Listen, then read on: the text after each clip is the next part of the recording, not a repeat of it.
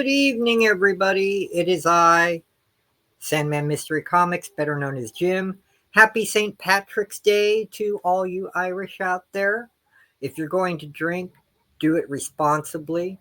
And please, for the love of God, do not drive if you're drinking, okay? That's what Uber's for. That's what taxis are for. Be responsible, all right?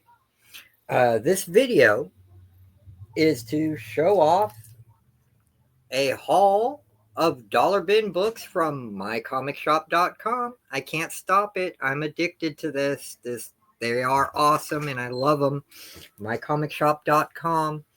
Every week they have new books on sale for $1, usually several hundred books. This stack here is about 25 or 30 of them. Can't pass it up. Let me go over what I got. And one of them is something I didn't know existed that I actually wanted and needed. And we're going to start with that first, which is a black and white advanced copy of the Spectre #1 that was scheduled to be released January 3rd of 2000 by J.M. DeMatteis and Ryan Sook, the artist. And it's still in pretty decent shape for being a proof advanced copy in black and white. And it says down there, this preview is the uncorrected and incomplete proof, and it may be subject to editorial changes before publication. Now, this is not my favorite Spectre run, but I'm still very, very happy to have this. And it was $1! $1 holler for this. This is the Hal Jordan Green Lantern Spectre run. Okay. My favorite run was the 90s run by John Ostrander and Tom Mandrake on the art. But yeah, this stuff is just phenomenal. This is the cover. And you can tell for this preview, they just took the 11 by 17 pages and copied them, because look, it's still got all the blue lines on it. Says up there cover for what issue, what book, blah, blah, blah. And it's just the pen and ink, you know, or pencils and inks. Great stuff. Just phenomenal.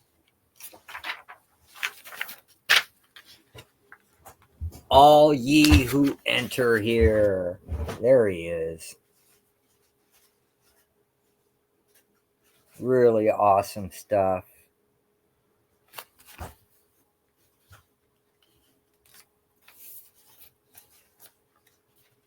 And Ryan Sook is a great artist. Really great artist. His style in this book reminds me very much of Mike Mignola. You know, very broad strokes. Great use of dark and light.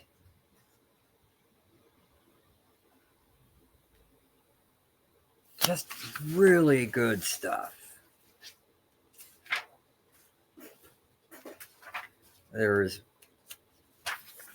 Here he is. He changes from the Spectre to Hal Jordan to walk with Abin Sur, who he inherited the ring from originally.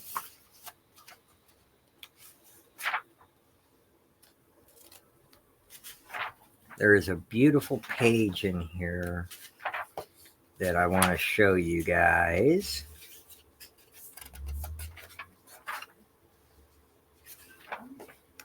And I know it's here. I just got to get to it.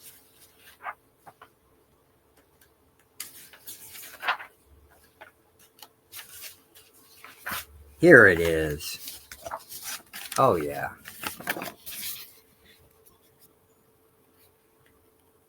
Channeling a little bit of Craig P. Russell in this page, I'll tell you. It is just gorgeous.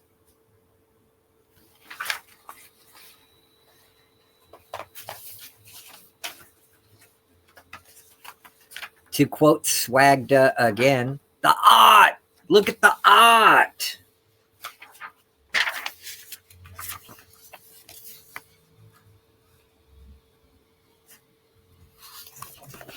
All right, so there's that. All right. And a couple of books I'll probably end up selling at a $2 sale. It's going to be Spider-Man Variant Edition. This is from 2021, 2022. And yep, it's Spider-Gwen Variant Edition, Arthur Adams. That's not a keeper. That's not my PC. But for $1, I couldn't pass it up. And then another variant edition of issue number 2 from the same run, showing all the Spider-Verse people. Speaking of that, I'm very happy about Nick Cage being Spider-Noir in this live action thing. If that's true, he's perfect for it, you know? And if they do it right, this could be really, really good. And I'm hoping and praying that they do it right. And then Super Sons, Dino Mutt, and the Blue Falcon. So Damian and Superman's son meet Hanna-Barbera's Blue Falcon and Dino Mutt. That's pretty awesome. That'll definitely be at the next sale for $2.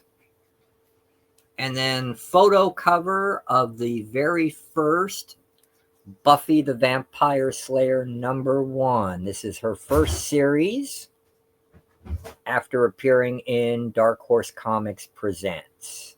Okay. And yeah, the photo cover. So there you are.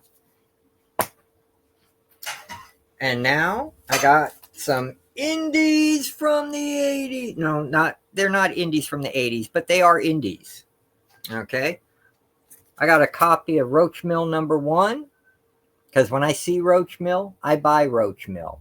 This was phenomenal in the 80s and 90s, and Dark Horse put out Roach Mill, and now he's putting it out himself, you know, under It's Alive! That'll be for $2. And then, for some reason, when I saw these, I thought of you, Aaron, so I hope you'll like them. I'm probably going to include these in AOKs for you. This is James Tinian's Blue Book #1, various covers, where it covers the story about Betty and Barney Hill. This is the silver foil variant. There's the Betty and Barney Hill variant of #1. And then there's the Virgin variant of #1. These were published by Dark Horse Comics, and they have great backup stories of weird stuff that James Tynion is into, weird cryptid stuff, backup stories. Like this issue #1 has the backup story about the Flying Man of New Jersey. Okay, some really neat stuff. And then one of my favorite indies that I used to read, this came out from Eclipse Comics. This is 1983, Mystery Thrilling Detective Adventures. Now, if you've never heard of Miss Tree, basically she was like Mickey Spillane in comic form, doing very noir detective crime drama stuff. And this has famous detective pinup #1 by none other than the great Frank Miller. And this is from 1983. First book ever done of her. She was so big in the 80s that DC secured the rights to publish her book, and that's where we got Mystery Quarterly from. And yep, there is the Frank Miller poster or pinup still intact in the middle of the book. And it is of Mickey Spillane, speak of the devil. Okay. Yep, and this was $1 back in 1983. Man, the 80s had some of the best innovative comics, man. They really did. And it's done by Max Collins and Terry Beatty. If you don't know those guys, Google Max Collins. This was so big. Phenomenal read. Okay, now we're going to cover stuff for my PC. This is the art of Zen, the Intergalactic Ninja from 1994. You know, if you watched my video on Zen, you know. But yeah, you've got, look at that. Frank Bruner on the back cover, man. The art. The art. I'm sorry, Swagda. I'm going to have to pay you $0.25 every time I use that now. And then Mouse, Bill Mouse on the front. And listen to all these artists he got to do the art. Ross Andrew, Frank Bruner, Dan Cope, Steve Ellis, Mike Esposito, Dan Go, Ellis Goodson, Albert Halasso, Rafienzo, Totsuya Ishida, Oliver Isabetra, Caleb, Sam Keith, Jay Lee, Mark Lewis, Kevin McKenzie, Bill Mouse, Ken Meyer Jr., Nelson. Nelson did airbrush art, and he did the book, the Eudemon, which Dark Horse put out. Phenomenal European artist. Art Nichols, Cedric Nong, Wang Win, Randy Queen, Thad Rhodes, Scooter Tidwell, and Nigel Tully. And look at this. This art is just gorgeousness and gorgeosity. And it is all art, man. All art, all the time. Just every page, a pinup.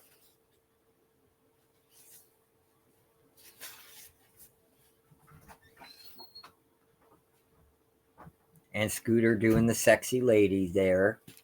Sexy space lady.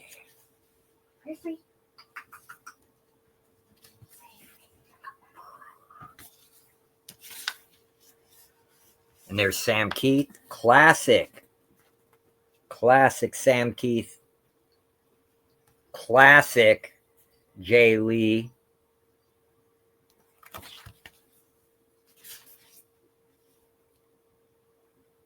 Oh, wow. I like that painted one. Check out this painted one, guys.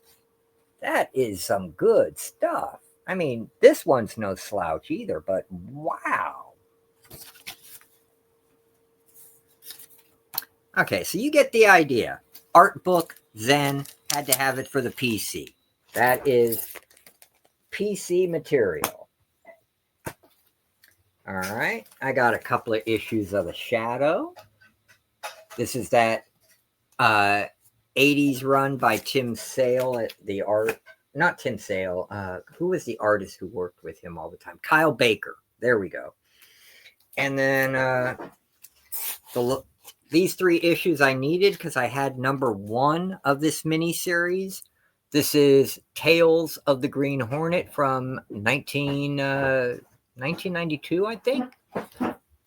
Okay, I have the first issue, but there's issue 2, issue 3, and issue 4 to wrap it up. So yeah, I love my pulps. Got to have my pulps. $1 each, people.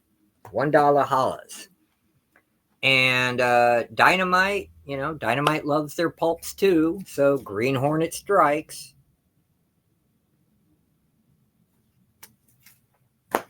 And they actually had a JSA issue in the dollar bin, so I grabbed it. JSA 28 with Roulette on the cover. Where she stops, nobody knows. And then I grabbed 4 issues of JLA, the Grant Morrison run that they did.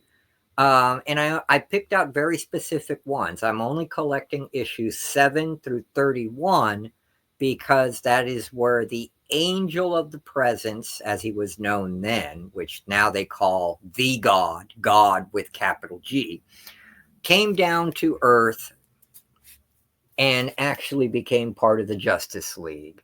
So he left at issue 31, started with issue 7. So I got issue 8, his second appearance. I have issue 7 too. 9, 11, and 16. I'd like to get that whole run with Zuriel in it. And then this awesome run of Legend of the Shield from DC imprint Impact. This is from 1991, and this is when DC did a separate label called Impact Comics to bring back all the Archie heroes, the Fly, the Shield, the Black Hood, the Web, the Hangman, the Jaguar, all those guys. So here's issue 1, 2, 3, 4, 5, 6. And I'm missing number 7. And then I could jump to 8. Number 9. And then the last one I got from them was issue number 10, which is where they start to bring them all together to form the Mighty Crusaders. Okay. Cool. And that was it for the haul, ladies and gentlemen. I want to thank you all for watching. Be sure to like, thumbs up, share with someone you think might be interested in this stuff. If you haven't subscribed already, please do so. Every subscription helps. And I'm going to do a really awesome giveaway once we hit 250. One of them, I can let you know, is a signed art card from the first Marvel card series. And it's signed by the artist. And it's Art Adams. What did he draw? Who is the card? Well, you'll have to subscribe, and we'll have to get closer to 250 to find out. Plus, there'll be some other neat stuff I'll be giving away too then. But anyway, like, share, subscribe. Again, happy St. Patty's Day. And I'll see you in the next video. Tomorrow, you will be seeing my second Kaiju review episode. It's going to be on Konga. The third episode will be on the Marvel Monster Buses. And the fourth will be on 2 trade paperbacks you probably never even heard of. All right. And they'll be dropping all this week. So watch for them.